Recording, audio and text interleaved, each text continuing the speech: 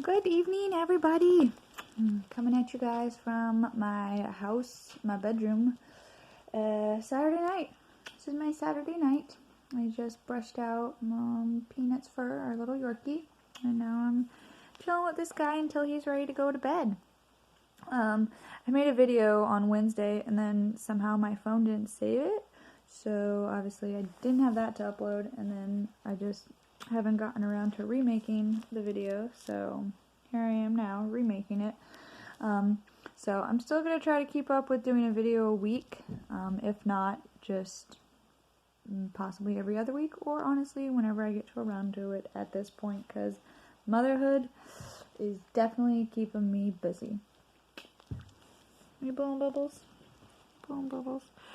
But I wanted to bring up and talk about what we talked about in church last week, because it's something that I've been learning a lot this past year, and it was just kind of reassuring, I guess, to hear. But we talked about the story of Sodom and Gomorrah, how God wanted to destroy the city because of the wickedness, and Abraham pleaded with God and said, if I can find 50 righteous people in the city, will you save it? And God said no, and Abraham kept on pleading with him, and going down, if there's 20 people, 10 people, whatever. But anyways, because he was trying to get God to save the city, because Lot, his nephew, was in the city with his family, and I'm not going to explain the whole story, but anyways, in the end, God ends up destroying the city, but Lot and his family end up fleeing the city. They get out before it's destroyed.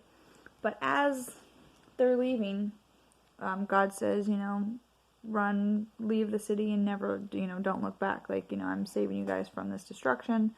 Don't look back. Sorry, I've got some, stuck in my eye that's not coming out. But you are a drool bucket.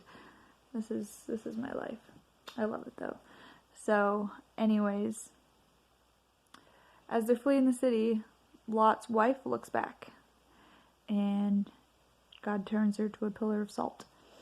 I think what it said was that she didn't want to leave the city. She loved the city so much, or whatever, something like that. So she's looking back at the destruction, like, oh my gosh, my home is being destroyed. Which, yeah, that's your home, but it wasn't good. It wasn't a good home.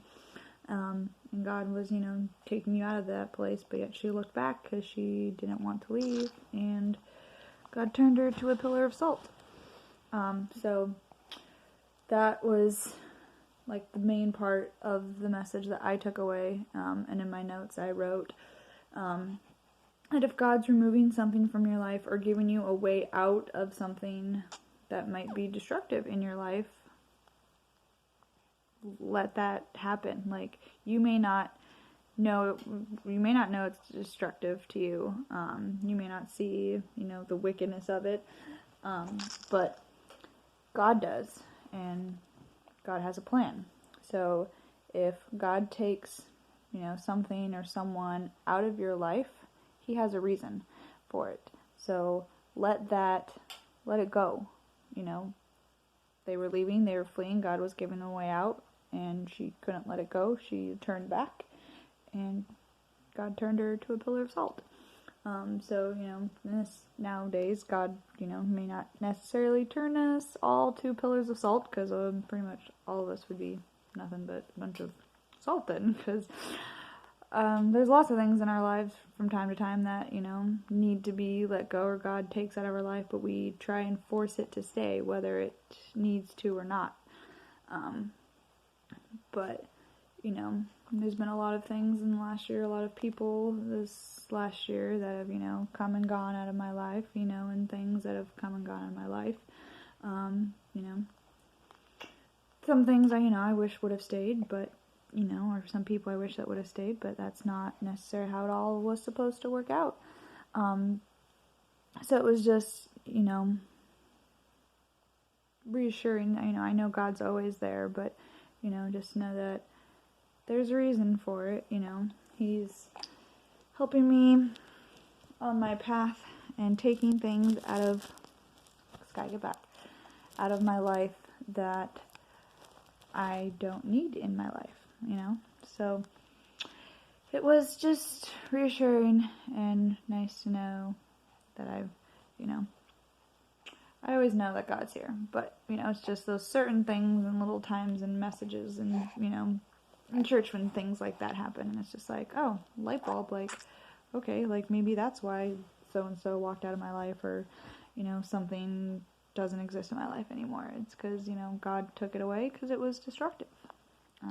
So, oh, good little burp. Good job, buddy.